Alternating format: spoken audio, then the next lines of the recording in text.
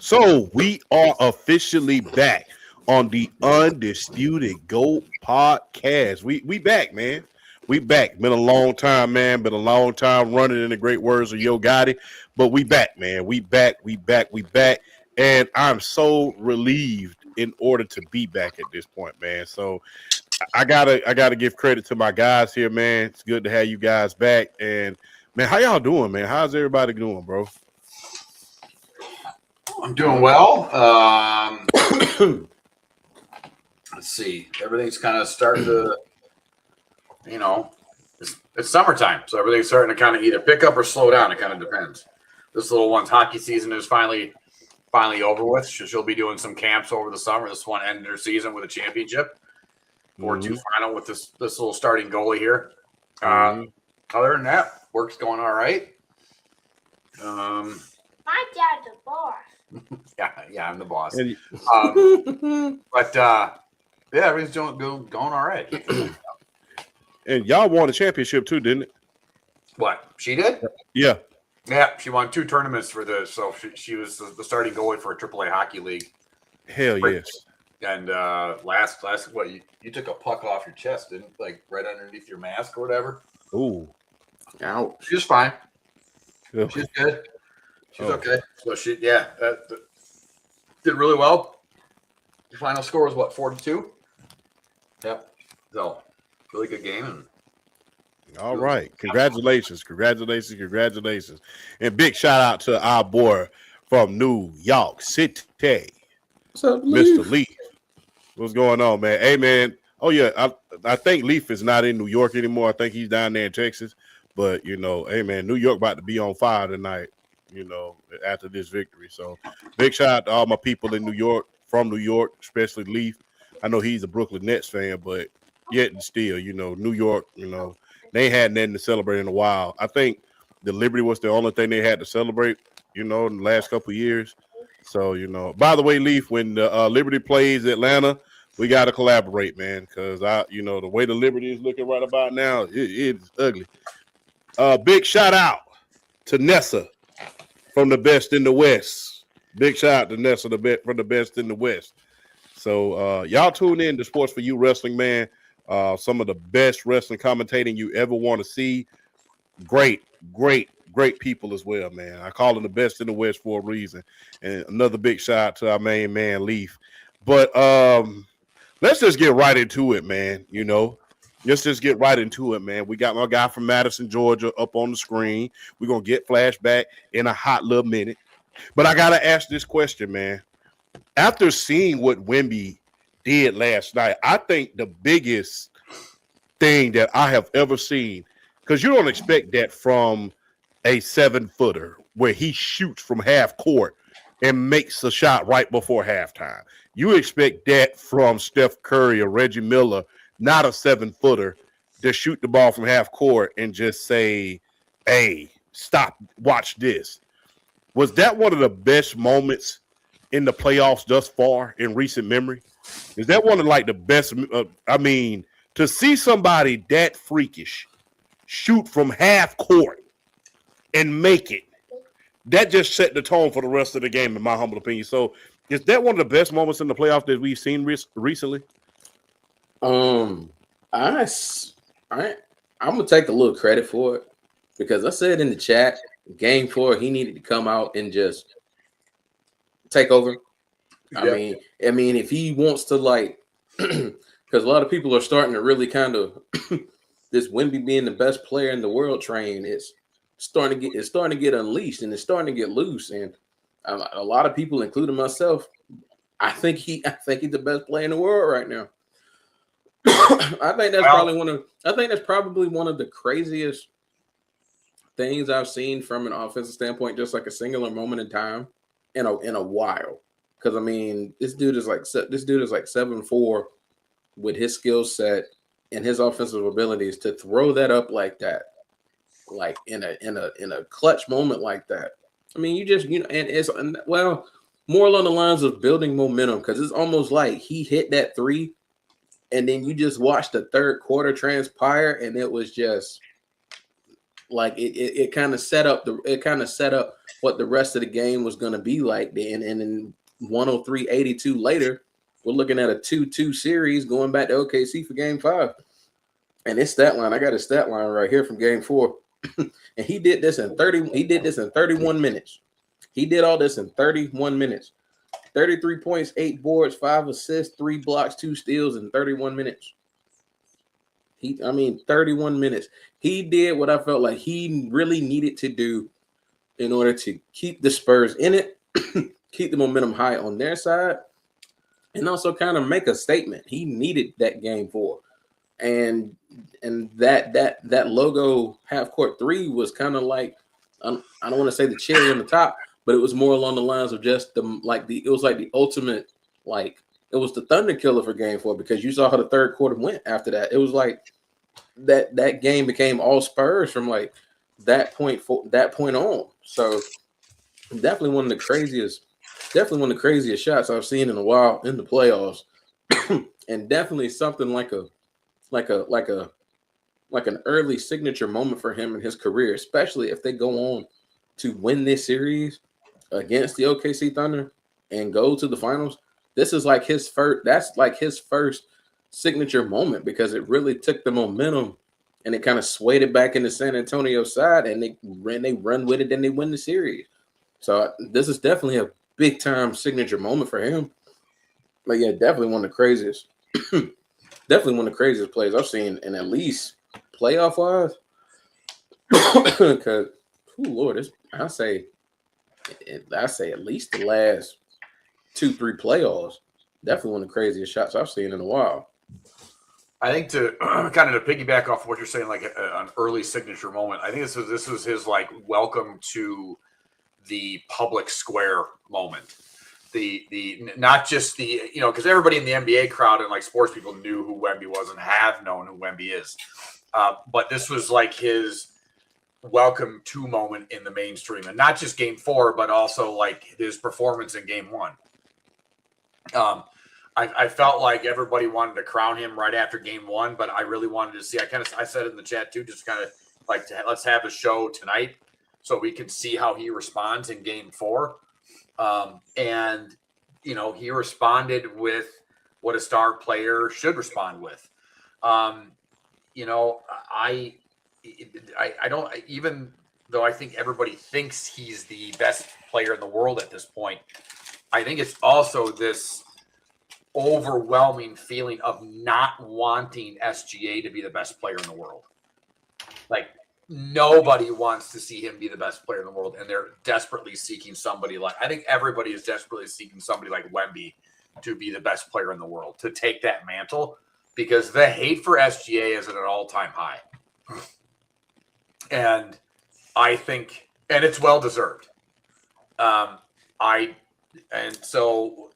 I also think that like Wemby is the best player in the league. I mean, we kind of talked about it, I think on the last show or show before that, but he defies physics. No guy should be that big. He's basically like Giannis, Durant, and Olajuwon in a body. Mm-hmm.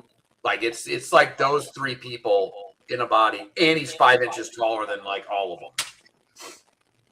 So it's really unheard of on what, and I said this before, he has the potential because of his skill set and size to be the greatest ever, which is something I would never really say in general. So, I mean, again, I'm not saying he is or he's even close yet. I'm just saying the potential is there because we have never seen anything like him. So, I think that's a massive. I think the series in general is putting him in the mainstream right now. That's the big thing. Yeah. So real quick, is Wemby the new Ralph Sampson or Hakeem Olajuwon, or is he a hybrid of David Robertson? He's when I look at Wemby, I see. I don't see. Well, I don't know. I'm trying to like from a defensive perspective, the way he could dominate. I absolutely like. I think Hakeem Olajuwon is the greatest two-way player ever. in terms of high level of offense and high level of defense, I think he's the greatest two-way player ever. Because I look at like the rebounding, the block shots, the ability to the steals, the ability to alter passes. Just Hakeem was just everything. When I see Wemby, I definitely see him from a defensive perspective. Just the way he's able to command that side and just makes every single person like really think twice, 3 times before you want to drive the lane, because it's not a guaranteed block, but it's close to being a guaranteed swat when you're trying to drive on Wembanyama. And like he's got a little bit. I see a little bit of offense. It's like I see a little bit of Hakeem's offense like in the post in terms of like his footwork getting better and stuff like that. But in terms of like his long range game, I see a lot of Durant. I see a lot of Durant in his long range game. Just his ability to pull up from whenever, wherever, being that height and not being scared to take that shot. I see a lot of KD. Yeah, I feel like there's like the shooting prowess of a KD, the defense of Olajuwon. But then when you look at the handles, he's kind of got like Steph Curry like handles. I wouldn't go that far, but I wouldn't go that far. No, I'm exaggerating, but only slightly. Yeah, but I wouldn't even exaggerate there. I do see with his handles, he's like Durant. I see the offense. I see the offensive prowess like a KD, the handles, being able to pull up and everything like that. But then you got Olajuwon's defense. So it's like you took KD and Hakeem Olajuwon and you molded them together. Like if they had a metaphoric basketball baby, it would be Victor Wembanyama. And you gave him like, and you made him like 7'4", 7'5". So it's like the ultimate NBA alien, the likes of which we've like never seen before. So I don't like the reason why I don't like the Ralph Sampson comparison for me it's the ability to score on all 3 levels, being able to score in the post, the mid-range game coming along, and then the 3-point shot. It's the ability to score from all 3. That's why I look at KD on the offensive side, Hakeem on the defensive side, and you just mold them up, and then you have Victor Wembanyama. But I'll say this though, for me, I know a lot of people probably do feel like that, not wanting SGA to be the best player in the world. From my perspective, that has nothing for me. They ain't got nothing to do with it. I just look at what he does on both sides of the court, night in, night out, and the fact that he's leveled up in these playoffs. I think right now I would take him just from an objective viewpoint, just watching him play. I think Victor Wembanyama right now is the best player in the world, even though SGA won the back-to-back MVP awards. I would have given it to Victor Wembanyama personally, but I mean, hey, to each his own. To each his own. Anything you want to add on that, Flashman? I mean, we'll be able to kind of cover it more in the next segment. So not really just on that level. I mean, I think Wemby should have been. I think Wemby should be the MVP, or should have been. I think he should have too. I really think that the whole free throw merchant is very, very valid. The more I watch SGA, because it's so hard to watch. Granted, every superstar is going to get the superstar call. Every superstar. But when it's blatantly flopping, and it's blatant at this point. It's just blatant. And the referees are giving him the call every single darn time. It's like, bro, the man didn't even touch it. Like, enough. And it's very, very hard basketball to watch. Now, normally, and the thing is, you usually have this energy for these big-time, big market teams. You know, these big market teams. But for a small market team to be this hated because they just cannot stop flopping. And the best player in the league MVP, I mean, Max Kellerman said it perfectly. He's flopping. I mean, and it's egregious. Egregious. And you got to wonder how great would he be if he wasn't, getting those calls every single time. Now he'd be a great player. He'd be a top 5 player, but would he really be MVP every time? Because like I said, every superstar is going to get those calls. Shaq got those calls. Michael Jordan got those calls. But the thing is, they wasn't blatantly flopping like that. SGA is a top 5 player, flops or no flops. He's top 5 player, flops or no flops. Yeah, I think he's a top 5 player, flop, no flop. But would he win the MVP? I had to balk on that a little bit. Yeah, you could. Well, you still have to look at the offense that he brings. He is still really good on the defensive side of the ball. I mean, it's not crazy to think that he would be the MVP. I just think Victor Wembanyama should have got it. But it's not crazy to think that SGA should have won the MVP. I mean, there's a reason why he won it. I mean, you look at the stat line. You look at what the OKC Thunder was as a team, and him being the best player on that team. I mean, it's not ridiculous.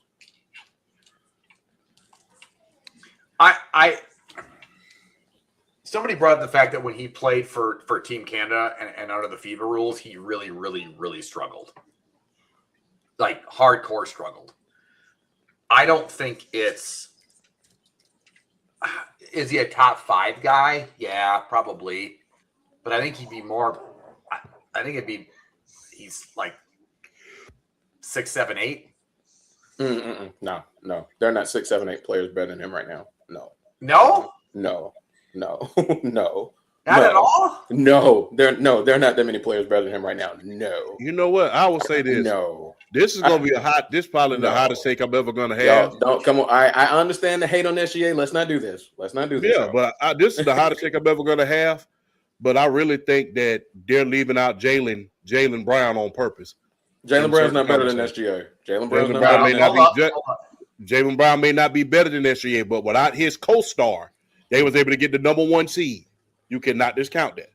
Without his co-star, the entire season, he was able to get the number 1 seed.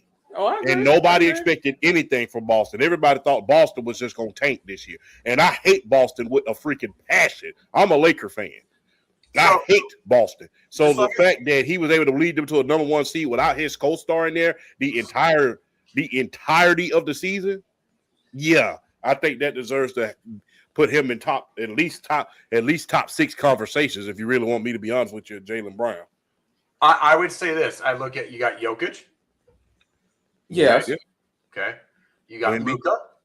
Yes. Yes. I'd say Wemby. Mm-hmm. Yes. So that's what? That's 3. That's 3. That's 3 you can make an argument for. Okay. Ant? No. I'm not making no. Okay. No. He ain't trying to hear that stuff. No. We're not doing no. Okay. We're not. Are we going on the basis of everybody's healthy? Everybody's healthy. No, I'm not putting Ant. I'm not putting Ant over. Giannis got it. Sorry. Yeah. Tatum. Healthy Tatum. Peak healthy Tatum. No, I'm not taking Tatum over him healthy. Giannis healthy. Dude, I think Tatum's one of those boring players like ever, personality-wise. But I think he's better than SGA. No, I'm not taking him. No. That is a hot take right there. I'm not. No.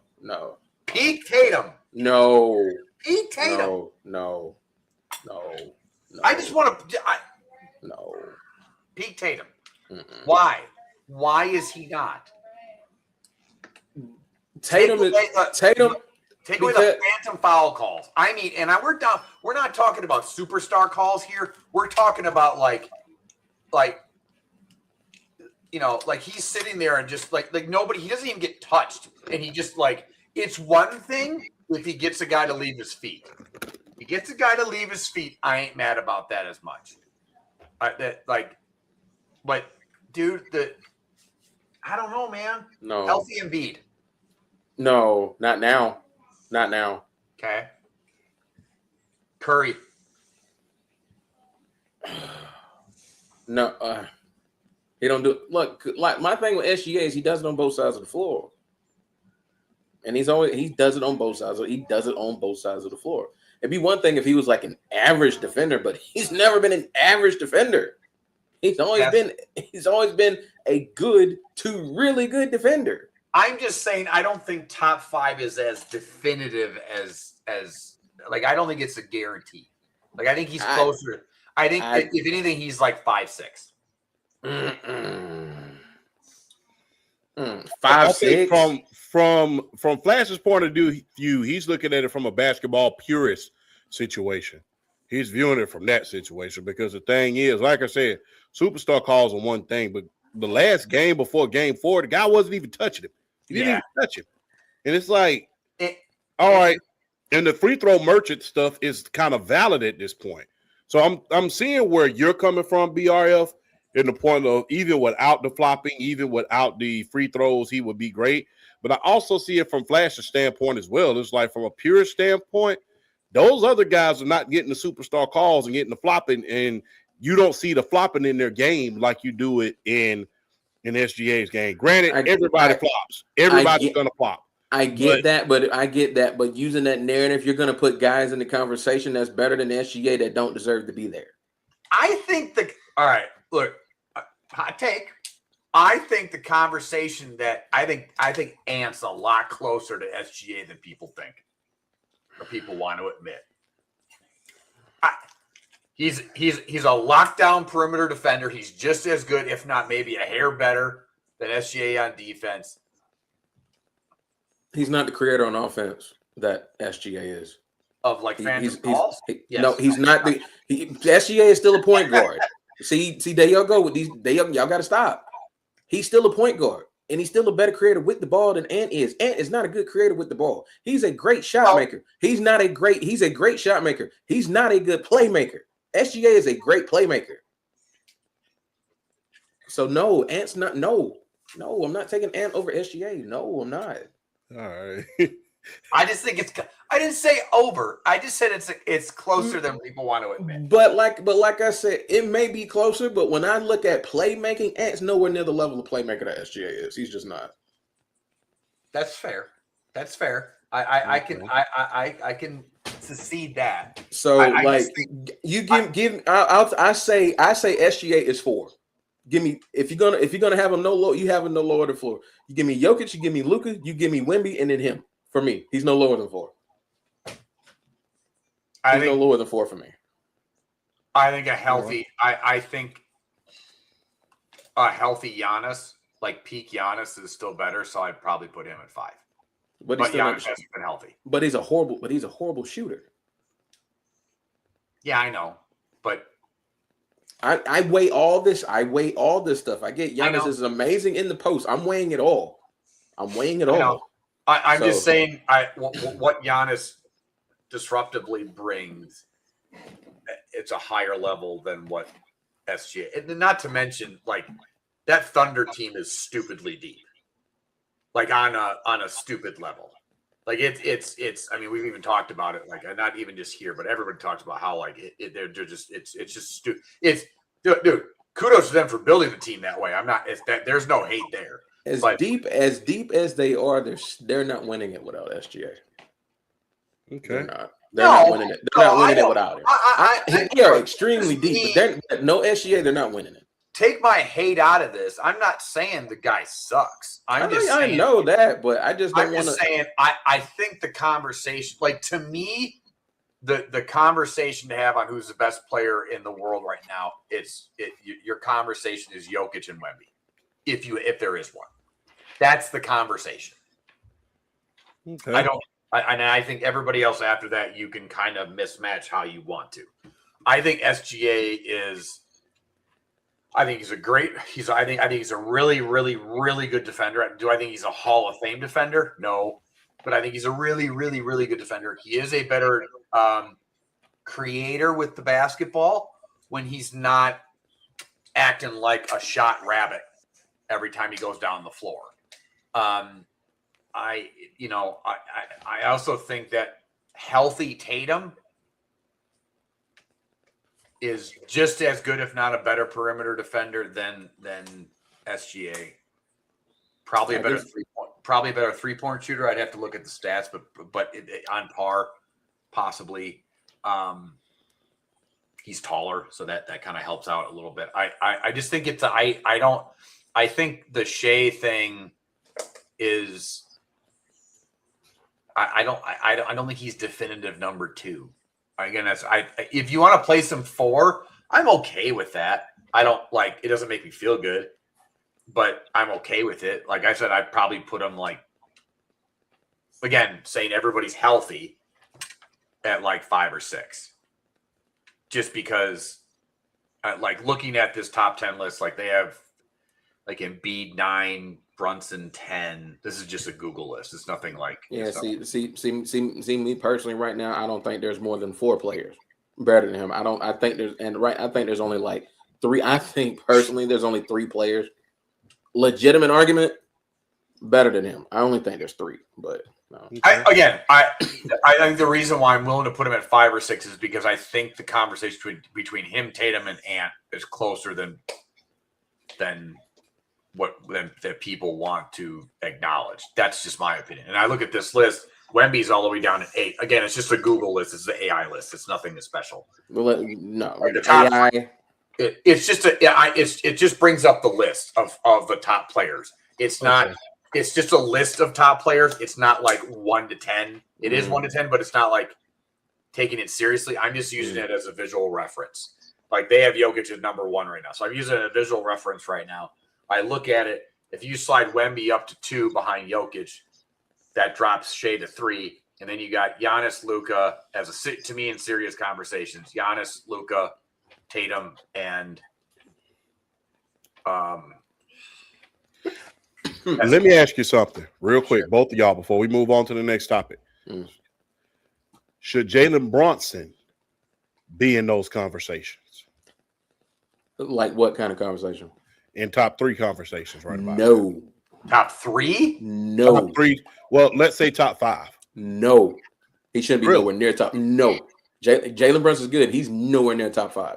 I'll give him 10 to 15, but not top 5. No.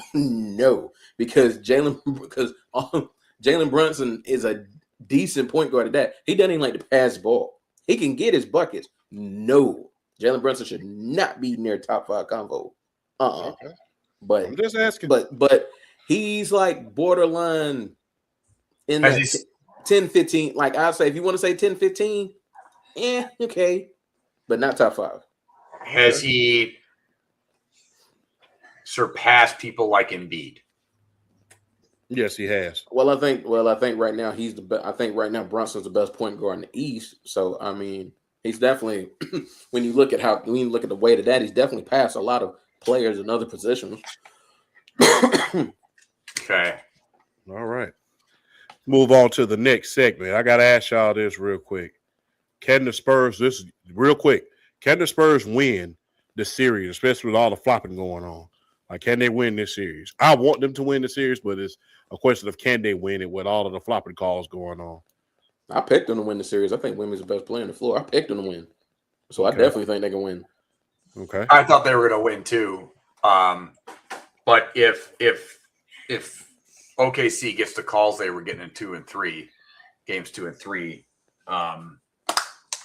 it's going to be a tough series. You can't. And the other thing I just want to point out with all the flopping going, this isn't just the flopping. They've legit tried to hurt Wemby. Stepping on his feet, doing crap like that. If they're allowed to get away with that kind of stuff, again, the under the basket, like grabbing like arms and all that kind of stuff. And this is to BRF's point. This is where I agree with him. If the refs aren't going to call it, then I'm going to keep doing it.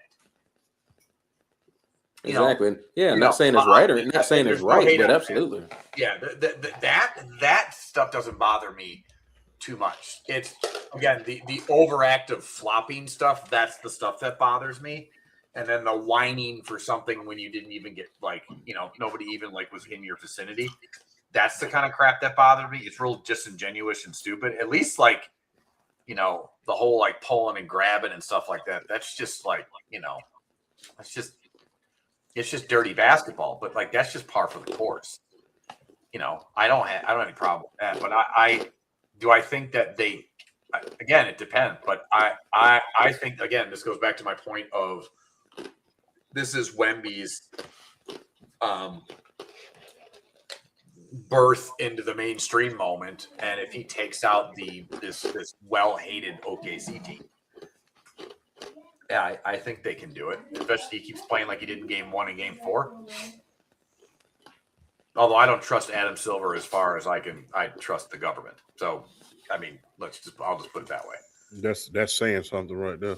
Right. I don't trust Adam Silver for shit. Like I don't trust him. I trust him. I trusted Stern more than I trust Adam Silver. I think David Stern was the commissioner that the NBA needed, and they still need it. They still need him to this day because I understand player empowerment at a certain point, but it's like I don't know about, it's like it seems like the players have too much say because back in the day you asked for a trade, and unless hell froze over, you wouldn't even get traded. You're gonna play until the season's out, then we'll think about trading you. But now it's like player empowerment has taken a whole nother ball game. It's like, wow, contracts don't mean that much anymore. And it's kind of crazy when you think about it. So, I mean, contract ain't worth the paper it's printed on, especially with the team. So unless somebody put a no trade clause on their contract, I really don't put too much stock into it. They could be traded the very next year because, things aren't going too well. But this is a question I've been wanting to ask you guys. If the Knicks win the final, is Jalen Brunson, the greatest Knick ever, or is it still Walt Frazier or Patrick Ewing? I think it's still Willis Reed, Walt Frazier, Patrick Ewing. I mean, I understand what, you brought something back that hasn't been there before, but I'll say this. I think people understand what Walt Frazier did, not just for the New York Knicks, but for the NBA. Before Michael Jordan, Walt Frazier had a signature shoe with Puma. He was on the cover of GQ. He was on the cover of Rolling Stone. He was one of the most fashionable guys in the NBA. Had the Rolls Royce, had the house with the circle bed with the mirrors on the top of it. In fact, I didn't find out this until later. They changed his name from Walt to Clyde. I didn't find out his name wasn't Clyde Frazier until later. His name was really Walt. So Clyde because he always wore those hats, and they called him Clyde from Bonnie and Clyde. So when they he was an icon in that city. Won the first two titles. And when you talk about the Willis Reed game, they need to call that the Walt Frazier game, the Clyde Frazier game. Because the thing is, Willis Reed only scored 4 points in that game. Although he was hurt, he only scored 4 points. Clyde Frazier went out there and put up 35 points against Jerry West, one of the greatest scorers of all time. So, yeah, and then he was and before Steph Curry and Klay Thompson, you had the Rolls Royce backcourt. You had him and Earl the Pearl Monroe. So for people to keep underselling those early New York Knicks teams and things of that nature because we want to lean on recency bias, that's crazy if you really want me to be honest with you. So I really think that we should look back and keep looking at the past. We got to look at Walt Frazier. Got to look at Willis Reed. Patrick Ewing, the only thing that stopped them from winning titles is Michael Jordan. I mean, you essentially got stopped by two dynasties, and unfortunately Patrick Ewing was hurt during that 99 finals run. His knee got hurt. So, I mean, it was just nothing left in those knees anymore. So, yeah, when you think about that 99 finals, people think Patrick Ewing actually played. No, he was hurt. He was hurt that entire time. It was another guy starting at center for New York. So when he finally got to the promised land again, it was another. My niece, good Lord. Oh my God.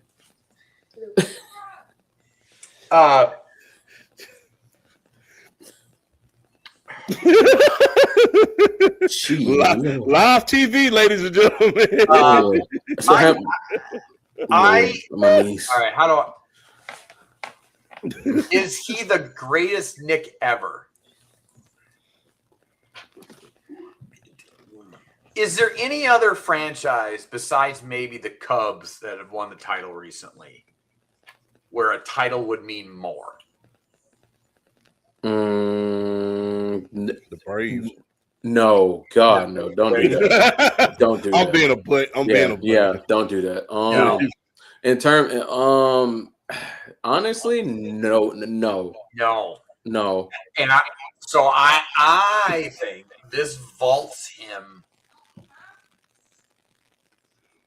into the conversation if they win the title. He's already a top 10-ish player in the league. If you and now by the way, I'm more old school than a lot of people do. I'm not trying to crap on Reed and Frazier and Ewing. That's not my intent at all. But I think it's kind of a I don't know, man. Like if you win a title in New York in Madison Square Garden with the New York Knicks, there is no title that would mean more in sports right now, besides when the Cubs won it back in 2016 or whatever it was. Mm-hmm. There is no title that would mean more. I can't think of one. There isn't. Not even the Boston Red Sox when they won back in 2004. It's up there. It's in that tier. It's in that tier. Like we would have talked about like the Browns, the Red Sox, and the Cubs. And the Knicks are right there. Mm-hmm. But just based on that fact, I think it vaults him into the conversation. Okay. Because you bring it again. We talked about this for years when we thought LeBron or Wade or whoever else was going to go to New York, and what it would mean if you could bring a title to the New York Knicks in Madison Square Garden. Like we all talked about that. Everybody in this podcast right now, and the people watching, we all went. If you were in that conversation when there was talk about Wade or whoever else going to the Knicks, or in LeBron, the meaning of, or when Giannis was going to go to the Knicks, the meaning of bringing a title to the Knicks and New York. And I think it vaults him into that conversation. Ewing never won a title. Now, whether or not I know he was stopped by basically two dynasties, but he still never won one. That vaults him past Ewing. Okay. As a Knick, as a great all-time player, no. But we're just talking as a Knick. I'll say this. Clyde Frazier. Let me pull him up real quick. That's Clyde Drexler, not Clyde Frazier. Clyde Frazier, like I said, part of one of the greatest backcourts in NBA history. That's number one. Then you have him. He's All-Star MVP, 7-time NBA All-Star, 6-time All-NBA, 7-time defensive team, 7-time All-Defensive Team, first team, and a 2-time NBA champion. Like I said, he won on both of those Knicks teams. The first one in 70, the next one in 70 and 73. I understand his points aren't up there like it was back then. Then beat two of the greatest teams of all time in order to win that championship. Beat the Boston Celtics of the 70s with Cowens and Havlicek. Then went on to beat, one of the most stacked teams arguably in NBA history with, Wilt Chamberlain, Jerry West, Gail Goodrich, Elgin Baylor. Went on and beat those guys. So when you took that into effect, and like I said, and he was an icon. And he was an icon before. Like I said, back in the 60s, in the early 70s, late 60s, he was an icon. Like I stated, he was all over the place. And this was before social media. They ate him alive in the social media era.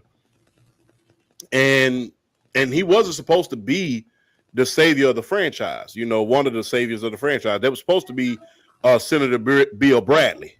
It's supposed to be Bill Bradley. And yeah, but when you take into all of that into consideration, man, Clyde Frazier and Willis Reed, those guys who set the tone and who those New York Knicks teams are compared to, I really think they deserve a lot more recognition. They won 2 of them. They didn't just win 1 and it was a 1-up. It was 2 of them. And not only that, you had not just some of the greatest players, you had arguably one of the greatest coaches of all time on that team. Phil Jackson was on that team. So, you know, one of the try-hard men on that team. So, yeah, you gotta give credit where credit is due with Walt Frazier and those and the guys from the late 70s. I know that was the early NBA and everybody want to holler we done with the 70s, but think about what the Rolls-Royce backcourt meant to that team. Hell, they used to call Earl the Pearl Monroe Black Jesus. If y'all watch y'all seen He Got Game, right? Y'all seen He Got Game? Who was that kid named after? Earl the Pearl Monroe. Exactly. So those guys were icons in the city of New York. And so, yeah, I got to give it to either Walt Frazier or either Willis Reed at this point. Yeah, I still think they're the guys. I just think that the winning a title now, it just vaults him a lot quicker than it would normally. You know what I mean? I think what it does for him, it does a few things. If he wins the title in New York, I honestly think, looking at it now, kind of analyzing a little bit, Mount Rushmore status locks. Oh yeah, Mount Rushmore lock in terms of like greatest Knicks of all time. Like if you want to look at a Mount Rushmore top 4, lock if he wins the title. Yeah. And his jersey's getting retired when he retires. No one is ever wearing 11 again. And he borderline earns himself a statue. He probably earns a statue. Oh, he does. If he wins, if they win a championship with these Knicks, he gets a statue. Like for me, it's still Walt Frazier, Willis Reed, just because it was the 70s, and I mean, you look at how basketball was played back then. They were the blueprint for the way basketball was played back then. So I definitely think it's those two. But Jalen Brunson, he was signed as a free agent when the Knicks were still, for the most part, a laughingstock. So there's not a lot of there's a lot more value that comes with it. If they win a championship this year, there's a lot more value that comes with it because honestly, you look at the East and how it's constructed, and you look at the teams and where they were, and you look at where the Knicks were supposed to be. The only reason why the Knicks even became the favorites in the East is because Jason Tatum got hurt. Tatum got hurt. Tyrese Halliburton got hurt. So you lose the Indiana Pacers coming off of an Eastern Conference championship there. Granted, the Boston Celtics did get Tatum back, and he came back and he balled, even though they didn't get far in the playoffs. But I look at it from a standpoint that I think a lot of pundits, a lot of analysts, like the Knicks really didn't get vaulted to being the favorites in the East until, certain key players got hurt from other teams. Where I will give the Knicks credit is they took that ball and they ran with it, particularly in these playoffs. After they went down 2-1 to Atlanta, they basically turned on the Jets. And they've been lighting people up ever since. Like, I think right now they have good Lord, they have one of the highest net ratings. I think I would shout out to Kieran. I know he had a stat news picture up there. Like they got a net rating right now of plus 18.7, which is highest in the history of the playoffs. Like right now, currently. So it's they just absolutely been running. They've been running people out the building ever since like I said, ever since they went down 2-1. So you really can't do nothing but just really praise the way they played, and particularly him. So I don't think he's the greatest Knick ever, but I definitely think he locks in Mount Rushmore status if they win a title. Oh, it's insane to think about that Carmelo Anthony won't even sniff He won't even. Yeah, no. No. No. Like Yeah. I don't know if like I can't deal with that right now, kiddo. I don't know. I think the Knicks, I mean, you beat the Sixers, in a really great series. You beat the Hawks, like smoked the Hawks after it was like I know the Celtics randomly lost to the Sixers, but I don't know. And you're going to sweep the Cavs. I don't know. I wouldn't downplay this, road to the finals by the Knicks. I understand that like Tatum was hurt during the season, but you said and acknowledged he did come back. 76ers were at peak at this point. Everybody in the East was at peak. I think what makes it is if they play, it doesn't matter. I think OKC or Wemby, if they beat either of those teams, whatever path they had to the finals doesn't matter. If this Knicks team currently right now beats OKC and or beats Wemby and that Spurs team, whatever asterisks that are on their road to the finals are completely erased. In my opinion. I think what does it do for him when it comes to top 10 in the league status? But hold on, y'all. I gotta let me out. If y'all are still here, I know my daughter's trying to reach me. Y'all hold on. I'm gonna have to leave for a little bit, but if y'all are still here, I'll hop back in. Okay. All right, then cool. Here's what we can do. Let's go to this question. Is the Knicks and the Spurs the best finals right about now? Considering that how hated OKC is that the best finals for TV viewership and everything else? Yes and no. I always think having a villain in the finals drives up viewership, but nobody likes watching OKC though.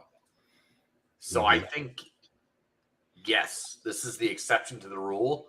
I think the Knicks Spurs finals is the most entertaining one and the one that most people will turn into, especially to see the Knicks, if the Knicks can win the title. Okay. That's what it turns into.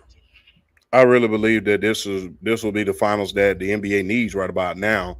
Yeah. Me being honest, because hey, just gonna be real. Everybody wants to see Wemby in the finals. He's one of the best players in the league, if not the best player in the league. And who doesn't want to see New York? New York, the biggest market, the mecca of basketball. Who doesn't want to see them play and try to win them a finals title? Even people that aren't New York fans in general or don't like New York, even people want the Knicks in the finals. Yeah, I can't wait to see the Knicks in the finals. So yeah, I want to see it. I'm excited to see it. And I'm a Boston guy, so I'm all for the Knicks getting to the. I want to see Wemby versus the Knicks. That's what I want to see. I do. Yeah, I think that's the best one for the Knicks, for the NBA right now, because nobody really wants to see SGA and flopping all over the damn place. No. And I really think that it'll be a lot more for viewership if it's Wemby versus Jalen Brunson.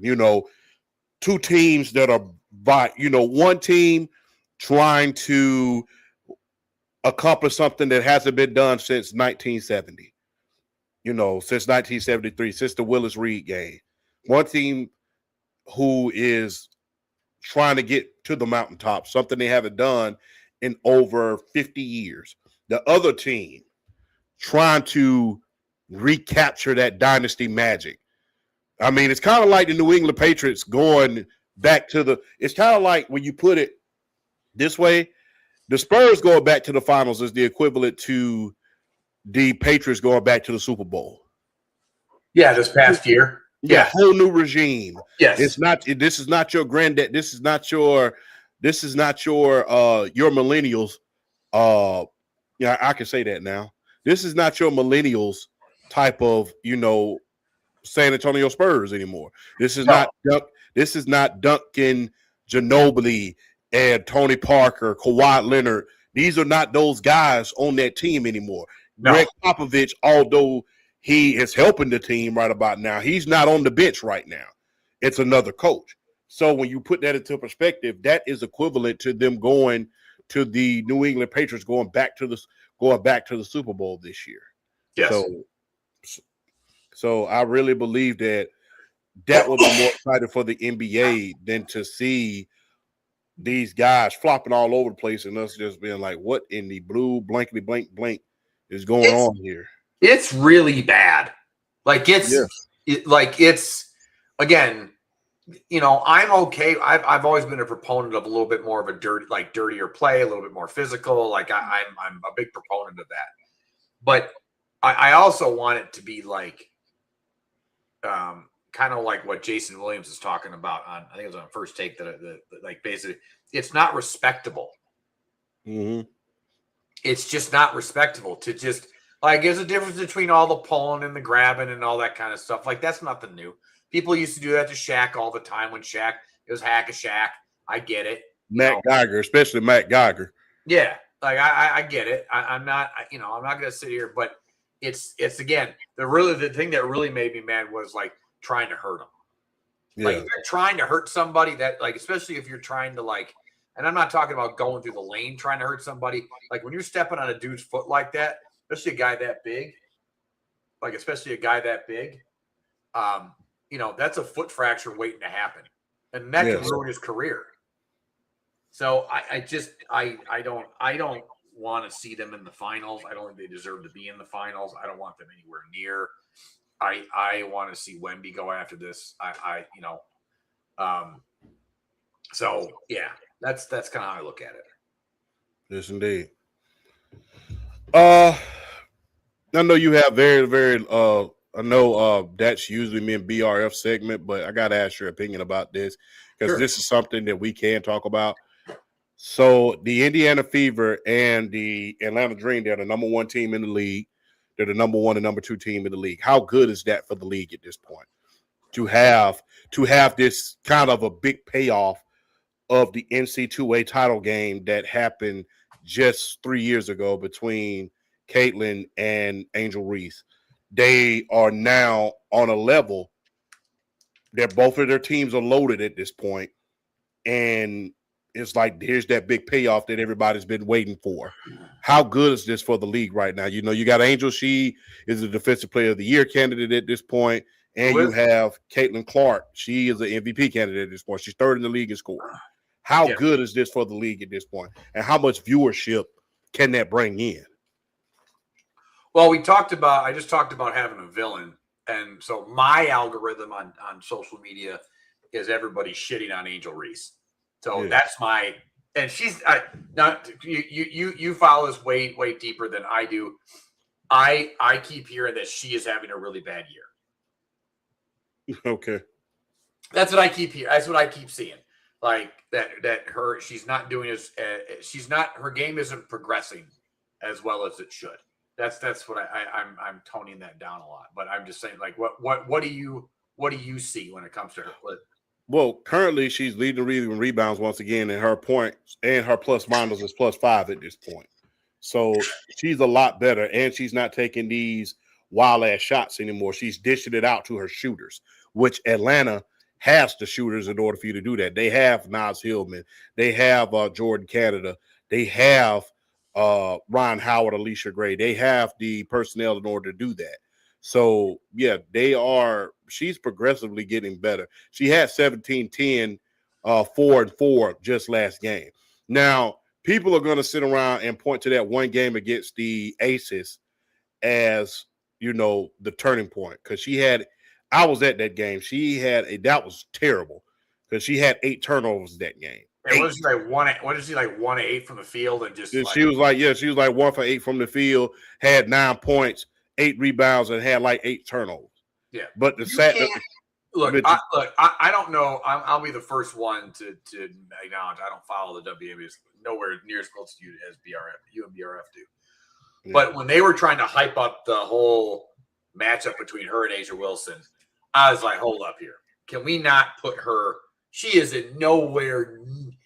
She is not sniffing her bra at this point. No, and I don't agree with that either. The thing is this. You can't put the thing is, and I get why they did that. I get why. It's marketing. She's the most recognizable face on the joint. I know. So you're gonna, and to be honest with you, she's had success against Asia. She held Asia to 15 points twice. So yeah, you're gonna. It's like it's gonna be that. Okay, we got to market this game the way it really should have been. They really should have. In reality, it should have been Alicia Gray versus Asia. So, and they both went to South Carolina. But go ahead. Sorry. But I'll say this. I really think it's great for the league at this point, man. We're not putting the thing is this. We're not delusional at this point. Nobody is delusional. We're not putting Angel in best player of the league conversations. We're not doing that. So let's just we don't have to even have that or revisit that conversation anymore. We're not putting her in best player in the league conversation. She's a great rebounder. She's a great defender. She can those extra couple of points. She can give you second chance points, but most of the part she's gonna be. She's never gonna be a 20-point per game type of player, in my humble opinion. But she gets the job done where it needs to be. She's a dirty work type of player. She's like a Dennis Rodman who can score for the W. And I have to give her credit where credit is due. But I will say this. I think that it's good for the league because guess what? You got, if it ends up happening like it's supposed to happen, and you get Atlanta versus Indiana in the playoffs. Oh, that's going to be marvelous. So here's remember how I talked about the villain. The other thing too is that you whether you want to acknowledge this or not. Now I'm not saying you personally, but everybody in general. The culture war that's been going on in this country for probably the last 10 years, if not a little bit longer. And when I talked about Wemby breaking into mainstream, when I mean mainstream, I mean like when it's outside of the sphere of whatever that thing is. So whether it's, basketball, football, baseball, whatever, sports in general, a Caitlin Clark, Angel Reese WNBA finals will bring that mainstream into that conversation. It's going to be toxic as fuck, but it'll be but the thing is this for the WNBA. I'm not trying to interrupt. I apologize for that, Flash, but you got to think about this. Every time that and the thing is, this is not just exclusive to that. I don't understand this when it comes to sports fans. Every single game in the NBA, when certain teams make the playoffs, is toxic. Let's just be real. Sports is a toxic environment. We're just not used to seeing that on the women's side of things because guess what? Whereas I've been covering the W for the last 8 years, a lot of the new fans are not used to seeing that, in the women's league. But when you look at New York versus Boston, it's toxic. When you look at how toxic it was when the Philadelphia 76ers beat the Boston Celtics. Yeah. Remember when the this is something I want to point out. You remember when the Knicks made the Eastern Conference Finals last year? The who? Wait, what? The New York Knicks made the Eastern Conference Finals last year. Yep. Remember when that guy from New York got in Brian Windhorst's face? Yes. Calling the P word and everything. Yep. Yeah. So it's toxic. That's what sports is. It's toxicity to the highest level of toxicity. It brings out all of your worst instincts in the world. Yes. It brings it out. It's gonna do it. It no matter what it is. So I don't think. Yes, it has a lot to do with the R card, but I think sports is toxic in general. It has a lot to do with toxicity in general, and it's a lot of narrative around everything. And it's a lot of false narrative as well, because the thing is, they getting on to damn Caitlin Clark by going to this damn, what's that guy's name? The whole Morgan Wallen situation that she got into. It was like they getting on to her about going to a Morgan Wallen concert. I'm like, dude, y'all realize Mike Tyson and damn Tom Brady, he made a song with NBA YoungBoy and everything. And I'm like, bro, y'all don't realize I don't. Everybody wants to be.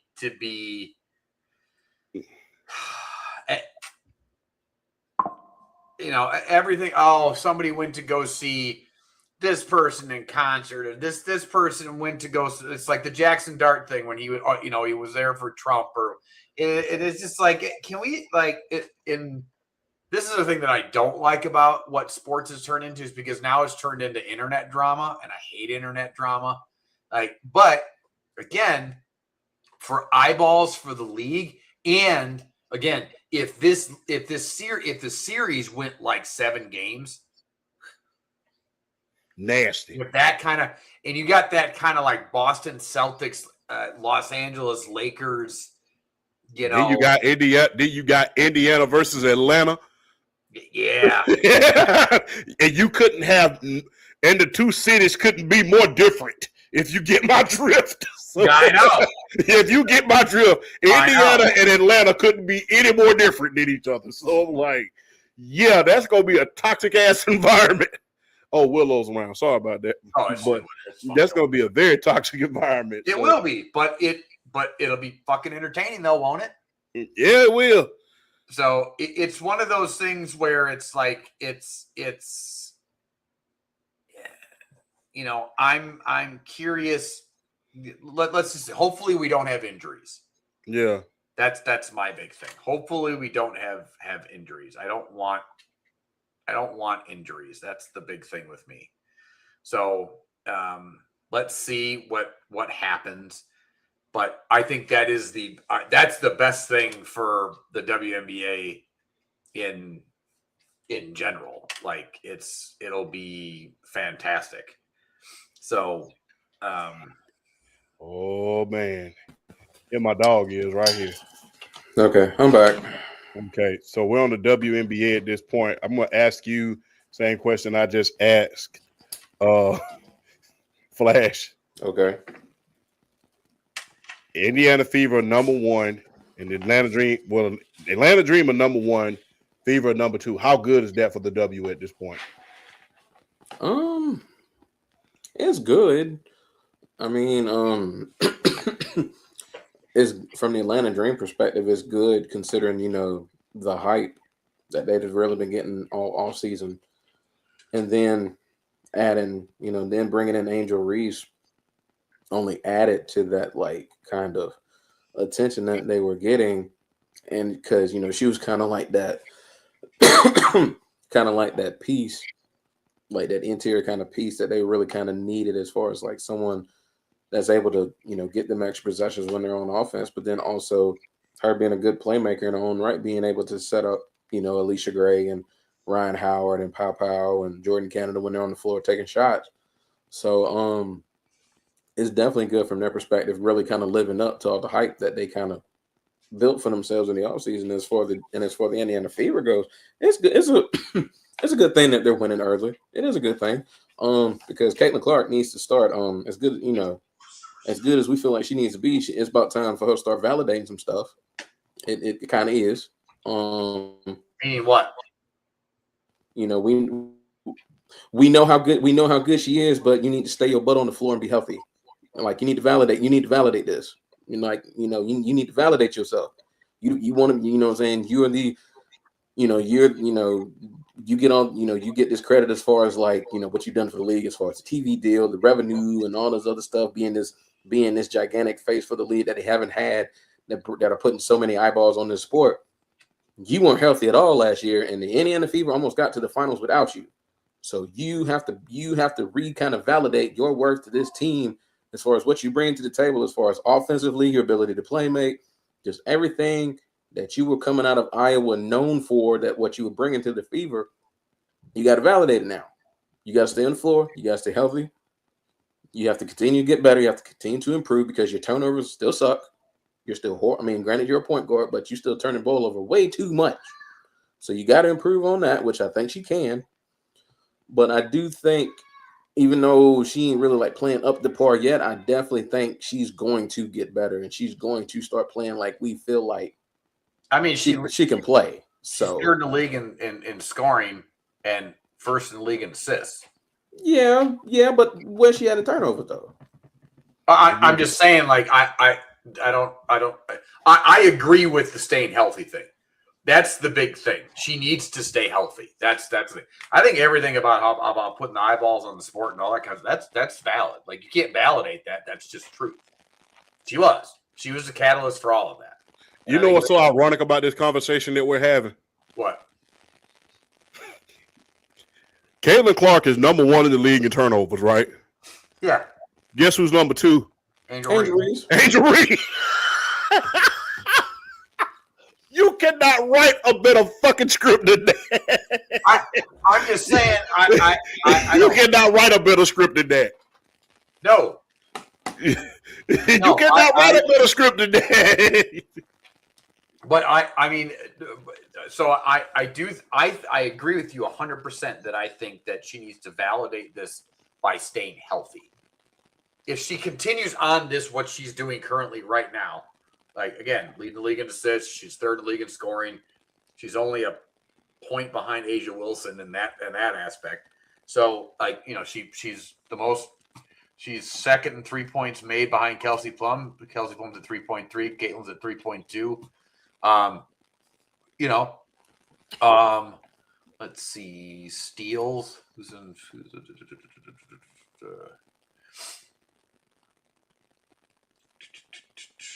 No, she's not in the steals category. Not she'd be in steals. But yeah, the turnover thing, I think as a point guard, yes, they're naturally going to be a little higher than typical, but I don't think. Yeah. What do you mean by validate? I guess that should be my question. Like, is it more just a health thing? Well, the thing is, when you are up to par, sorry, BR, if I had to take this one for you, I apologize, bro. But no, go ahead. The thing is this: when you are put in best player in the league conversation, and your team makes it to a finals without you. Remember, they had over 8 players on injured reserve in that team. Yeah. They had over 8 players on injured reserve. Not only that, but your teammate, Kelsey Mitchell, was an MVP candidate last year. Yeah. So when your team makes it that far without you, you have to validate how valuable you are to this team. Because guess what?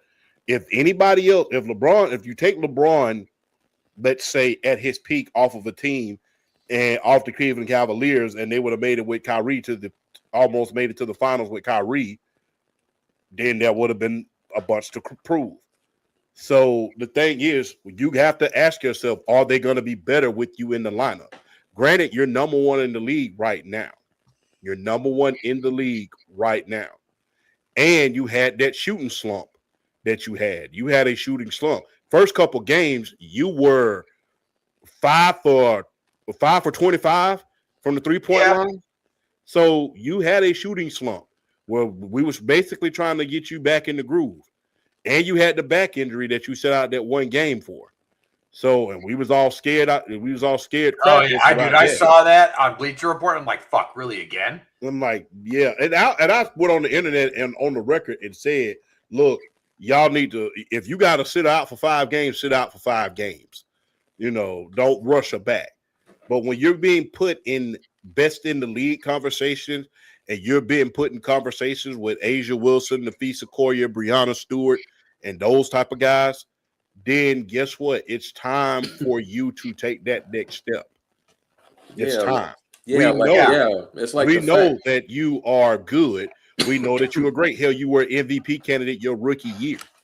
And if Asia Wilson doesn't have that magnificent, if Asia Wilson and Nafisa Correa wasn't going head to head the past 2 years, you probably would have had a chance to win it.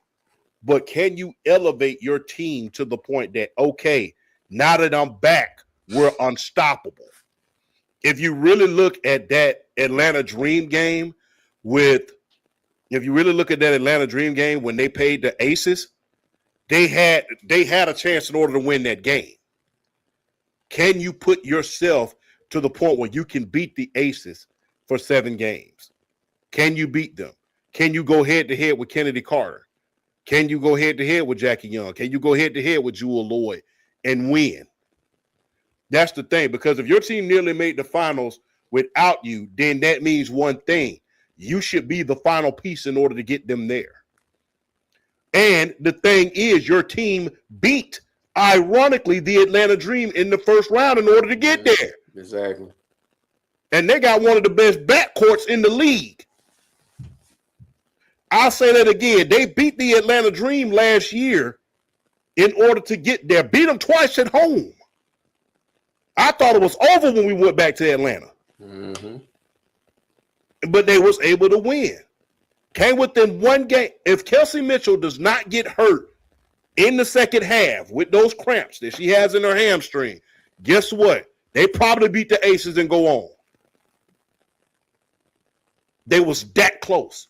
So the thing is, when your team is that close, you have to validate the fact that, okay, they were that close. Now everybody's healthy. Sophie Cunningham's back. Lexi Hull's back. You bought back Kelsey Mitchell. You bought back Boston Market. Boston Market, Aaliyah Boston just signed the richest deal in history. Then you bought in Monique Billings. And then you lost 2 other key players from that team last year. You lost Natasha Howard and you lost Odyssey Sims. They went to Dallas. So those were 2 other key players that you lost. So the thing is, can you go out there and validate I was the missing piece and finally submit your place among the top 3? Right now, the top 3 is Asia, Breanna Stewart, and when she gets back, Nafisa Courier. Those are the people who's been battling it out for the MVP the last couple of years. And if you want to talk about dark horses, then you got to put Alicia Gray in there as well. From the Atlanta Dream. She was an MVP candidate last year. So if you want to validate yourself and finally put yourself into the conversations where everybody is putting you in, everybody's talking about you're the best in the league, you're the best in the league, you're the best in the league. But your team made it without you. Now you have an MVP candidate right beside you. And you have an all-WNBA forward. You have a team built for success. And granted, let's keep it real. You had a 2-year head start on Angel because the Chicago Sky sucked. Those are trash. The Chicago Sky sucked. You had a 2-year head start. So guess what? The last thing that you need at this point is for the team to regress offensively and for someone in particular to win a championship before you. Because that's all they need in order to say, okay, are you really that dude? Are you really that girl? Because the thing is, the only thing that's holding you back at this point is Asia. Can you beat Asia? But if the Dream make it to a finals or beats you to the final before you do, after that 2-year head start that you had, oh, that's going to be a lot of conversation to be had behind that. You had a 2-year head start with a great team. You had a 2-year head start. Aaliyah Boston was Rookie of the Year when you got there. Kelsey Mitchell was a 3-time All-Star when you got there. They traded for Sophie Cunningham when you got there. They traded for Lexi Hull. You had Natasha Howard. You had Odyssey Sims. Look at what Natasha Howard and Odyssey Sims are doing out there in Dallas right now. The Dallas Wings, from what they were last year, they're 4-3 right now in the playoff picture right now. So they brought extra scoring and extra defense and extra all-around play to the Dallas Wings. So if you're going to be in this echelon that everybody's trying to put you in, then you have to win. You have to be the final piece. That'd be like Michael Jordan. That'd be like everybody remember, I compared to Michael Jordan. Everybody was trying to get Michael Jordan to the finals. The NBA wanted Michael in the finals. Yet he couldn't get past the bad boy Pistons. Couldn't get past the bad boy Pistons. Imagine if they would have got past the Pistons without him and Pippen was the star player and Pippen was the MVP. There would have been conversations to have. So Yeah, I kind of look at this situation kind of like, I mean, well, Clark didn't win before she got hurt, so like or left like Jordan did. Like so that I think the comparison's a little different because Jordan was winning before he went into his retirement. Because I think it's very much like when Pippen almost took that team to that Bulls team to the finals without him. So yeah, they went to the semis. Man, they got every New York Knick that ever was there. Patrick Ewing, Walt Frazier, they got everybody there. And the New York Knicks fans are in the first 3 rows. That's amazing, ain't it?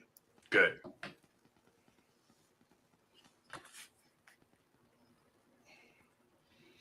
But continue. My bad.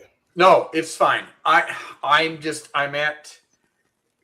Again, we're kind of proving the point that you asked me before BRF came back on like what will this do for the NBA? This conversation between Angel Reese and Caitlin Clark is what will drive that series, and in general, not even just between those two, but again, the point of is Caitlin finally ascending to what everybody thinks she is, and to BRF's point. Is you're right? Is because you have to win. Bless you. Yeah, you have to win to validate everything that everybody has been saying about her since she was at Iowa. You're right. She has to win. She can't not win. That's the big thing. She can't not win. She has to win. She doesn't win. Is it that big of a deal if Angel Reese gets a ring before her? I mean. I think for the culture war argument, yes. I think for the actual basketball argument, no. Does that make sense? Why not? Hell, I mean, it's kind of like the whole Bird and Magic thing because the thing is, granted, Angel's not as good as Caitlin Clark. But nowhere near the basketball player Caitlin Clark. That ain't,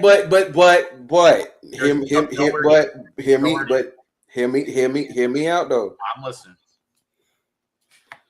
Caitlin, but regardless of how good a player Angel Reese is or what she is, Caitlin Clark, they were intertwined because of that game in the NCAA tournament. They've been intertwined since. They were drafted pretty much neck and neck with each other. We know, we get Angel Reese isn't the player that Caitlin Clark is, but if Angel Reese doing what she's been doing the entire time she's been in the WNBA goes to Atlanta and helps them win a championship, just doing what she's been doing. The entire time? That's validation. Time? That's validation. It kind of is. Culture war argument, yes. With the pure basketball argument, no. That's real. The thing is, you're supposed to be a far better player than her, and she's already getting it before you. And you had a 2-year head start ahead of her. You're not because she's a third tier contributor to a team. That was, she would be. You guys said it yourself earlier. She's nowhere near Caitlin's skill set and or the player that Caitlin Clark is. I'm just saying, if they both make it to the finals and Atlanta wins on a culture war level, yes, 100%. I also think. What if Angel wins Finals MVP? That's a different conversation. So that's what. Well, I think the best thing you change. No, but that's I think this one of the best things that ever happened. And she actually wins a Finals MVP. Well, that's what I'm saying. That's another thing we're not looking at. Angel gets to the playoffs. What if she levels up? I don't think she does. She doesn't have the skill set. You don't know that. You don't know that. The thing is, her averages. You don't know that. Her averages goes up. You don't know that. She doesn't have the skill set to do that, dude. What if her averages still go up? Damn the skill set. What if her averages still go up? The only way that would, I don't even know how that would happen. Unless it's massive, unless there's injuries in Atlanta, then maybe. So she's gets more ball. Dude, she just doesn't have. She is what she is. Like she is a really, really, really good defender. I think she's a good rebounder. I don't think she's as good as a rebounder because I think a lot of I'd love to see the stats on how many rebounds she gets off of her own shots. She is a horrible. That myth has been debunked this year. That myth really has been debunked this year because because it's like I think it's like 30% off of her own shots. That's a lot. That's huge. No. It's not even that much. It's not even that much. Do you know she's leading the league in offensive rebounds, and only 2 shots are off her own shot? Only 2. Look it up. Only 2. Only 2 total or per game? Total. Look it up. Okay, that's fine. Only 2 total are from her own shot. So the whole me-bound situation that has been debunked. Okay. And the thing is this. You got to think about this. She's already in the running for Defensive Player of the Year at this point. People are already talking about it and everything because she locked when they put her on the list of Thomas, she locked her ass down. I saw that game. She locked her ass down. I said last year when this argument was inevitably came up, like it will every year from now on until they both retire. She is Ben Wallace. That's what she should be. Essentially. Yeah. That's what she should be. But Ben Wallace got validated because he beat Shaq. Yeah, but that's yes, but again, that didn't change the conversation on whether Ben Wallace was better than Shaq. No, we're not talking about being better. We're not talking about it being better. We're talking about validation. We're talking about validation. We're talking about validation. But I don't talk about validation. This is pure validation. I don't think. Somebody got you already in college. They got you in college. They got you. All right, they got that. Okay. They got you. Now, and look, I don't know as much as you guys do about women's basketball, but that LSU team was stacked comparably to that fucking Iowa team. She was the best player on that LSU squad, regardless of how stacked it was. Doesn't matter. I'm just pointing that out. So, yeah, the LSU team was stacked, but the thing is, let's not act like Kate Martin was not an All-American herself. She had some All-Americans on that team, and they went back to the finals. A very basketball on a pure basketball level, pure basketball, not on a culture war level or a validation level, or on a pure basketball level. If they both make the finals and Angel Reese and Atlanta win the finals, do I think it adds fuel to the argument that we're having right now? Yes. Do I think on a pure basketball level it does anything to the argument? No, because Angel Reese is nowhere near the fucking basketball player that Caitlin Clark is. No, I'm not talking about that. The thing is, it's validation as far as, okay, you said I was not a contributor. Look what I was able to do. These are the very same things that you were holding against me in Chicago Sky. If you really look at it, everybody was talking about, well, she's only averaging 17 points. She's only a rebounder. She's only a defender. Okay, now I'm on a team where my skill set matters. I'm able to create second chance shots. I'm able to create rebounding. I'm able to guard the best players from floor to floor, from basket to basket, and I'm able to lock them down. So the fact of that matter is it validates a lot of the naysayers. People said, okay, what you're doing is very much, it's not producing winnable basketball. It's not sustainable. It's not winnable. Okay, now I've won a championship, and God forbid she win the damn Defensive Player of the Year. That's even more fucking validation. So it's validation from a standpoint. This is the player that I am. Not saying that she's better than Caitlin, because I don't think she is. I think that she has loads to go if she wants to be on that level. But as far as validation, because she'll never be better. But as far as validation from fan standpoint, from you could say that, but from a basketball standpoint, okay, I've done something that you thought I couldn't do. You took that NC2A championship where I was the best player on the floor, and you took that shit and you blew that shit out of proportion. And now I've done it again on a bigger level. I've won at every level. You doubted me, and I won at every level. I won in high school. I won in college. I think and I won in the WNBA. What more can you say about me? I'm already a Hall of Famer at that point. I think what muddies this argument is the point you made earlier about Indiana almost winning the finals last year without Caitlin and Sophia and Cunningham. And like basically it was like Kelsey Mitchell and whatever. I think that muddies the argument a little bit. But I mean, okay. If Atlanta wins the finals, at what level is she a contributor to the team? She's outside of Alicia Gray. Is she the reason they win the finals? Yes. The thing is, they The brought her reason? in. The reason? No. They brought her in to do what? To rebound and defend. No. They bought her in. No. Answer the question correctly. They bought her in to do what? To help win a title. Exactly. Is They she- lost in the first round last year. So she proved that, hey, once you brought her in and she wins Okay. a title, the mission is accomplished. Is it not? Okay, this is where my naivete. Did they add anybody else in the offseason? No, they did not. They No, added they- Angel. No, And they did took not. away Hall of Famer Brit. She's replacing Brittany Griner, one of the best defensive centers ever. Yeah, like 10 years ago. But She was an all-star last year and all defensive player. I know, but she's not the player she was 10 years ago. So she still has some juice. And they made it to the playoffs, had one of the best records in the league last year.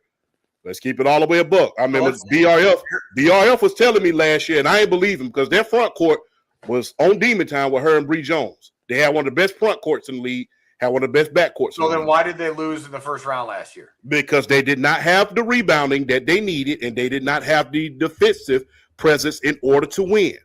Okay, so I bring you in order to win a championship. So now wait, hold up.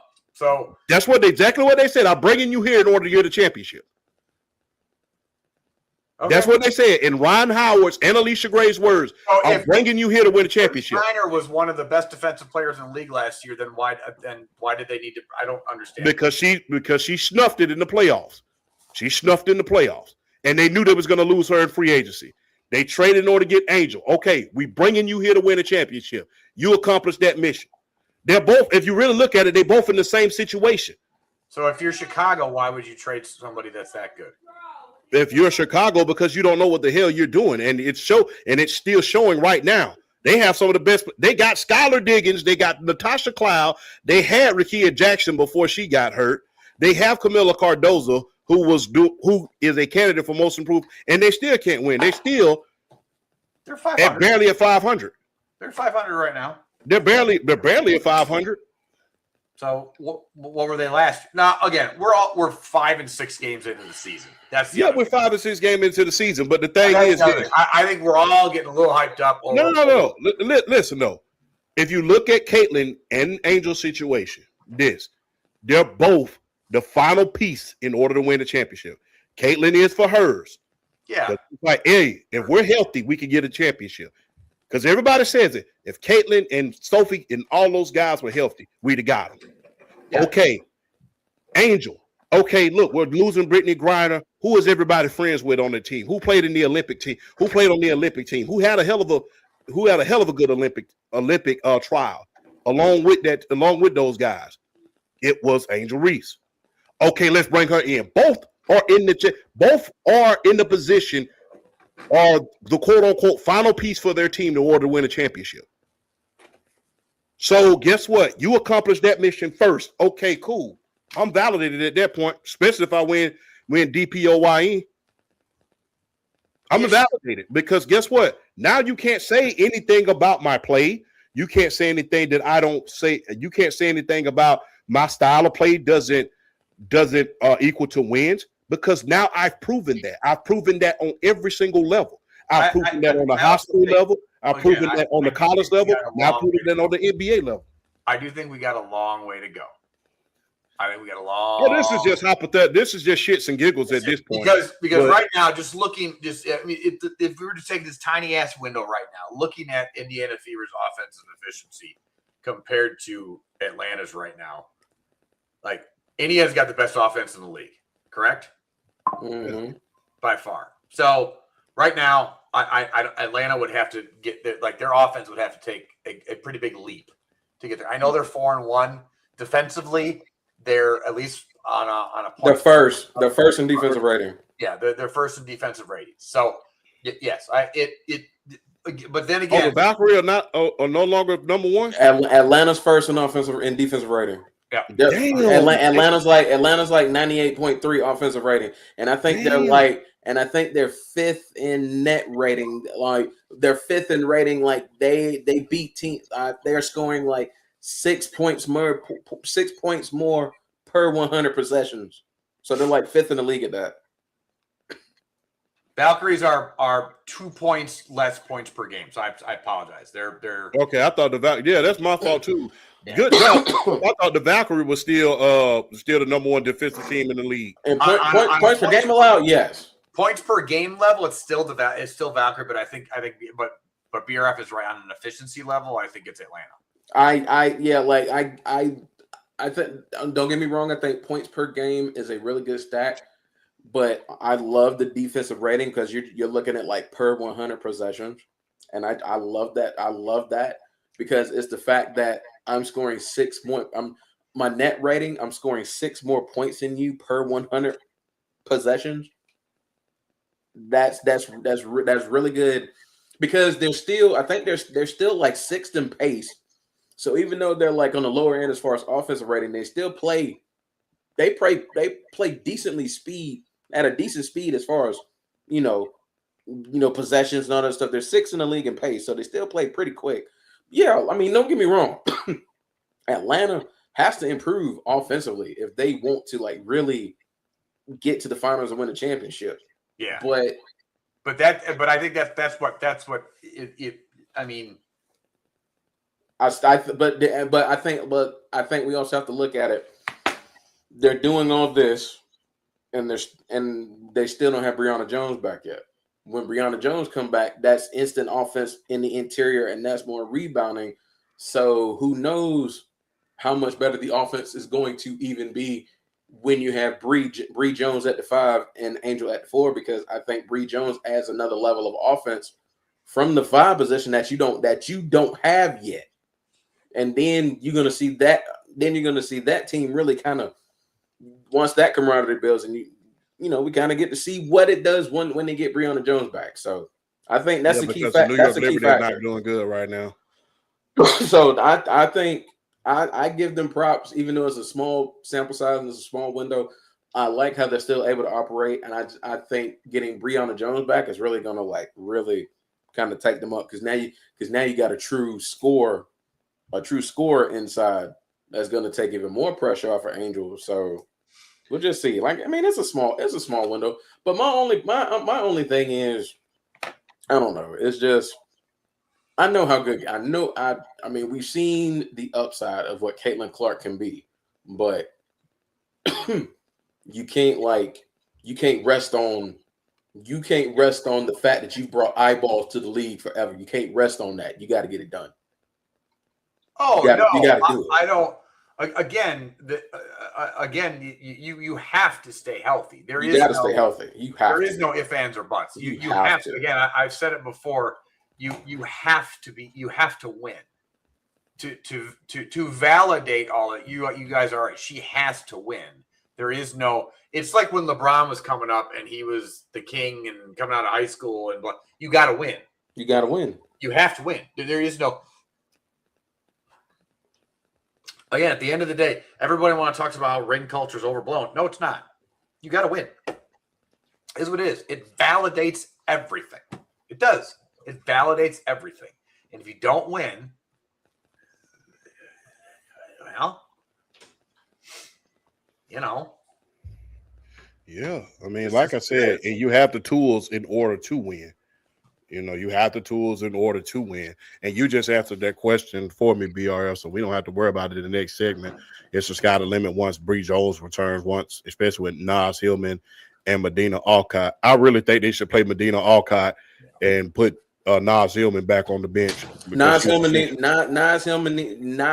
the reigning 6th woman of the year. She needs to go back doing that. You need to go back to the bench because that is not because when Medina Alcott and Angela in there, everything clogged up. So yeah, I really think that should be Mm-hmm. So last WNBA segment before we move on.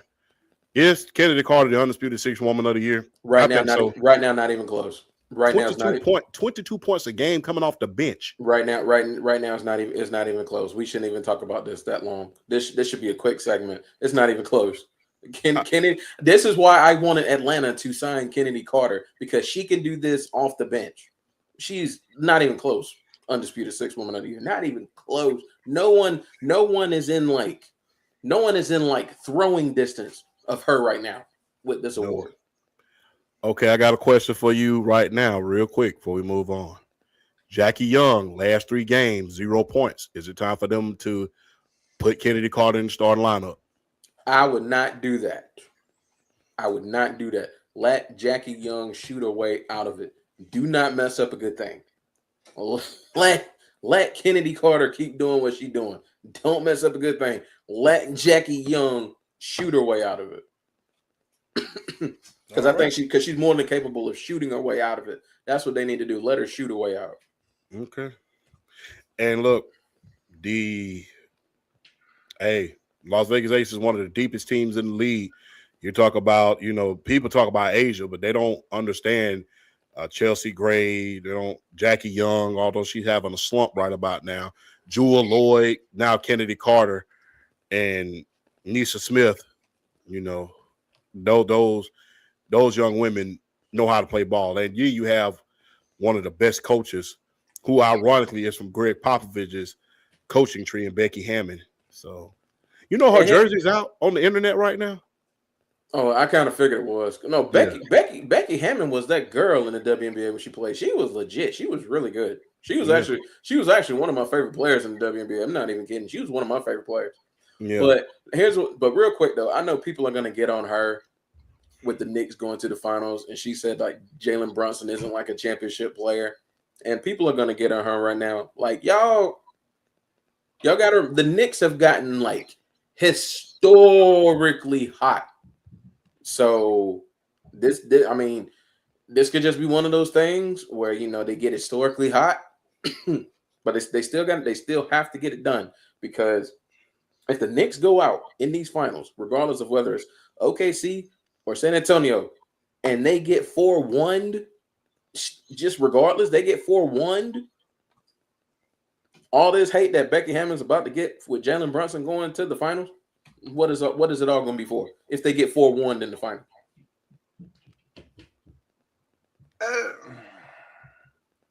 I mean, yeah, they got there, but I mean, if you get 4-1, then I don't know. I kind of feel like I think getting to the finals is great and all. It's great, if I would rather, I know they asked this crazy question.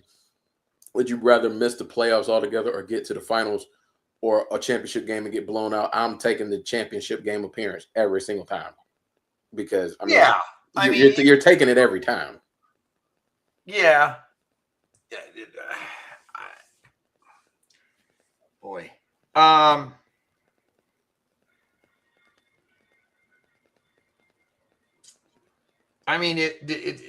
He's not a championship player. Like he's not a guy. You can't win she said you can't win a title if he's your best player. Is basically what she said. Yeah, if he's your best player and your best player is under 6 foot, under 6'6". Under 6, yeah. Like he's too small. Yeah, but so is Isaiah Thomas though. I mean, hey, look, we really putting Jalen Brunson on Isaiah Thomas level. No, but I'm just saying, like, if it's because he's under 6'6", like that's not a valid argument. I mean, yeah, I know, but at the same time, though, Isaiah Thomas, Steph Curry, I mean, that's 2 players. Don't get me wrong, but that doesn't like fully invalidate an argument, because they're just anomalies to the rule. And plus, they had systems in place that accentuated what they could do and had pieces around them that made it work. So, 2 anomalies don't invalidate it altogether, because more often than not, that's been proven right. Yeah, but at the same time, though, like until the modern version of the NBA, most of that was run through big men. So I think you'd have to eliminate the first like 50 years of NBA play because everything was run through the center. So I think if you want to take that argument again, since the league has adopted more of a backcourt wing style, I don't think that argument is as valid. I think it's still somewhat valid. Well, and well, if you want to go there, Steph's still the only one that's done it. That's what. Yeah, I know. I mean, but has there been anybody else that's been below that has even been part of that argument, or should be? Honestly, probably not. So that's kind of like the amount of guys that are in that argument. I think are very small. So I think, I mean, how tall is SGA? He's like 6. He ain't 6'6". No, he's not that tall. He's like 6'3" 6'4" So 6'4". He's not. So he's not. So we got two people that are under 6'6" that have won titles. Mm. So I don't think it's as, again, once we've gone to a more perimeter backcourt style NBA, I don't think it's as big of an argument. Now, at the same time, to make that argument in general, when you're going against, OKC and then Shea is 6'6". Is he really? Shea is 6'6". All right. Shea is 6'6". I think, I forgot. He is 6'6". That was one of the biggest reasons why he was drafted 11th out of Kentucky, because it was a 6'6" point guard. I mean, okay. I mean, we could do an early take. Do the Knicks have a shot against either one of these teams? Nope. Not at all. Nope. Even if I feel like even if the That's Western pretty Conference definitive. Finals, even if the Western Conference Finals go 7, nah. Because I don't think on a sheer player for player basis, the Knicks do not match up with either team. I don't think they want to see the Thunder, and I think they would want to see the Spurs less. That I agree with. Because I think the Spurs could legit sweep them.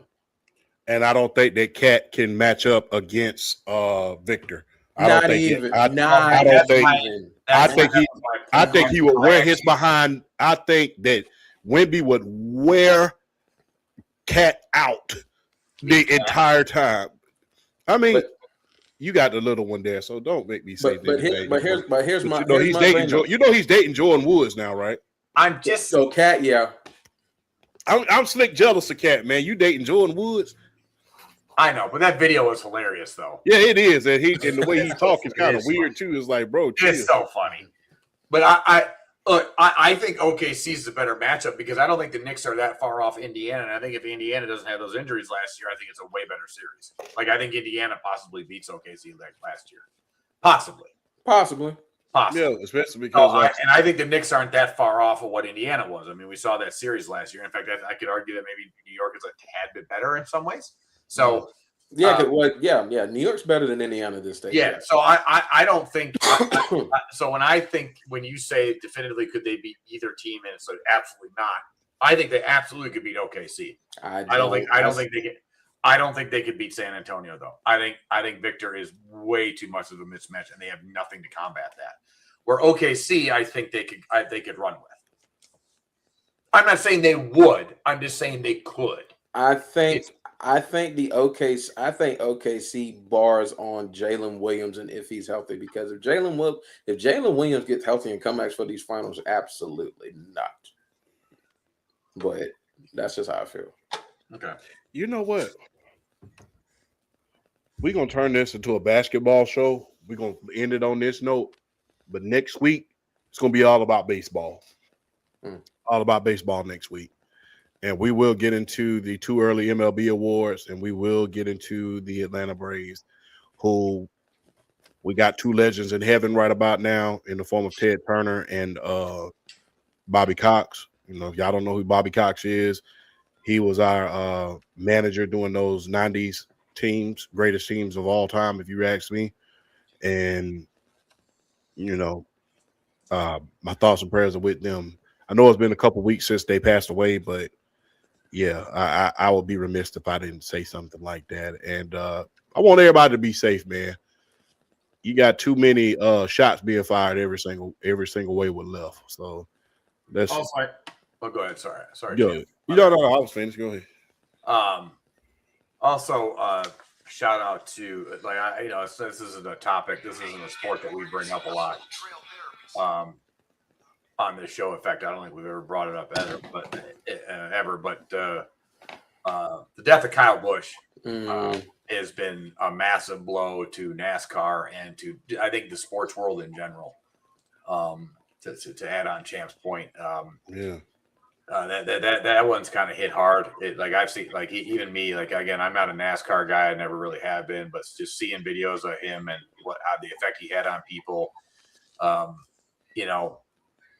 prayers up for his family and friends and coworkers and team and everybody else like that. This one's kind of hit pretty hard. I don't know about on the level of Dale Earnhardt, but it's pretty close.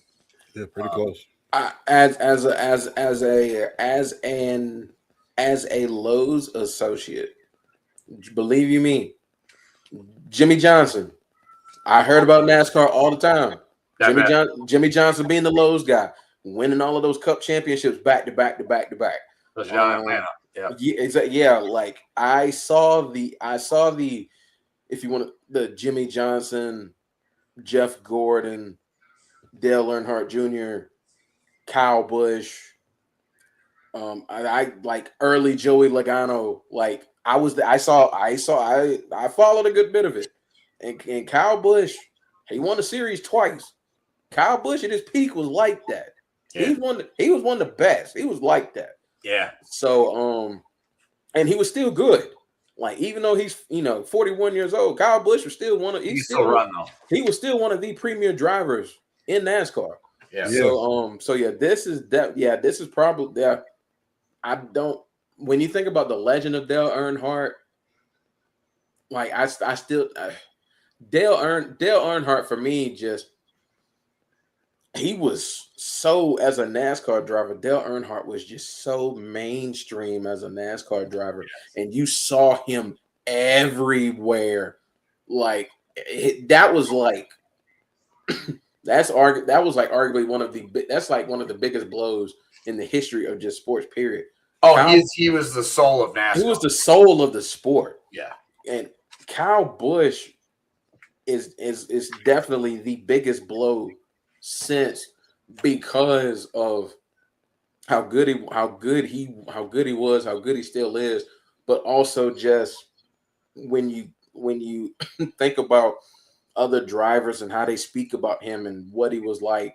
Because I mean, like a lot of people aren't fans of the Busch brothers. When you look at Kyle and you look at Kurt, like a lot of people aren't necessarily fans of, a lot of the things, some of the stuff they've done as far as like on the track, off the track stuff. But honestly, though, at the end of the day, like Kyle just demanded so much respect from a lot of the drivers, and just like he was just. When I saw that, I was like, as a guy who has followed NASCAR in his time, it got me a little bit. It did, because like I saw that late 2000s, early mid 2010s era of just, I feel like peak NASCAR. That was peak. I agree. That was probably like late. I would say from about 2007 to maybe 2014, 15, that's like peak, like best NASCAR you'll probably ever see. Just when you think about the depth of the driving, the depth of the drivers, and it wasn't top heavy. Like it wasn't top heavy. Like it's deep. It was deep, and it still kind of is, but not like it was then. So Kyle Busch is definitely a loss. That's gonna like. It's a pretty transcendent loss from that sport, and it sucks. Like prayers and condolences to his family, his wife, and his son, and just seeing that moment they had for him, just seeing like all of the all of the drivers, the current drivers, like it's tough. It's tough. That one got me as a guy who watched his fair share of NASCAR growing up. That one got me. Yeah. So prayers and condolences to that family, man. What's so crazy about that? I'm like, I thought it was fake news at first. I'm like, y'all bull jiving. Ain't that dude ain't because he had just raced a couple weeks earlier. You know, I'm like, stop lying. You know, it's just like it because some stuff on the internet, it make you just want to reach through your phone or your computer and cuss somebody out because you know they put all type of fake news out there. I'm like, ain't no way he passed away. He just raced 2 weeks ago. What are you talking about? But I The think, fact that he passed. Because I think the news story had came out before he died that they were going to replace him for the next race because he was sick. Yeah, and then come to find out, like they were playing like a lot of audio recordings and stuff like that. Like he was in the car driving, and he was wanting the doctor to meet him. Like you could just tell he wasn't feeling. He was like not feeling good. And then like the reports came out, pneumonia and sepsis. Like, oh my God. Yeah. That's that, you know, as you know, this is one of those things where if something ain't feel right, go to the doctor, please. Yeah, exactly. You know, I know it's the tough guy thing to kind of get through stuff, and I believe in that. I mean, obviously, but at the same time, it's like, you know, there have been times where I haven't felt right, and I just am like, you know, something's just not, you know, and I'm 44, so not that I'm that old, but he's 41. He was 41. So like you just had like, man, like this is just like a month or two ago. I went to the hospital because I'm like, man, something ain't just something's off. Something's not feeling right, and I just again to be safe. And so I implore people just to do that. Just if you're not feeling right, go to the doctor. yes, indeed. On that note, ladies and gentlemen, man, next week will be more of a baseball show. We will get into a lot of other things as far as that is concerned. But for now, man, shout out to Bobby Cox, shout out to Ted Turner, shout out to Kyle Busch and the NASCAR community. New York going to the finals. 130 to 93. 130 to 93. Boy, did you at least pitch the Hey, look, Cleveland, make sure y'all go to the bathroom in peace so you can say you did something in that stadium today. I'm telling you. We might have to come to your house and raid your refrigerator the way y'all look. Yeah, exactly. Because you weak. But on that note, we go holler at y'all, man. Holla.